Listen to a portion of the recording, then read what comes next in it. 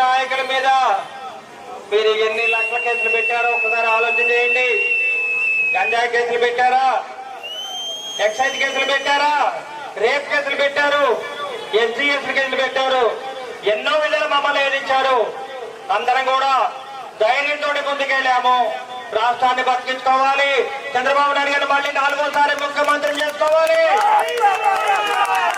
అరవింద్ బాబుని ఎమ్మెల్యే గెలిపించాలని ఆలోచించండి. మనం అందరం కూడా చంద్రబాబు నాయుడు గారిని 4వ ముఖ్యమంత్రి చేశాం, అరవింద్ బాబుని ఎమ్మెల్యే చేశాం. మళ్ళీ 2029లో ఇక్కడే ఉన్నారు మా అక్క చెల్లెలు అందరూ కూడా రెడీగా ఉన్నారు, కర్రలు పట్టుకుని రెడీగా ఉన్నారు. 2029లో అరవింద్ బాబుని ఎమ్మెల్యే గెలిపిస్తారు. మళ్ళీ చంద్రబాబు నాయుడు గారిని 5వ ముఖ్యమంత్రి చేసుకుంటామని చెప్పి తెలియజేస్తూ, ఇంత ఎండలో కూడా ఇంత కష్టమైన వడదెబ్బ తగిలిన మా అక్క చెల్లెలు, మా శక్తి మహిళలు, వీర మహిళలు మరి ఎంతో కష్టపడి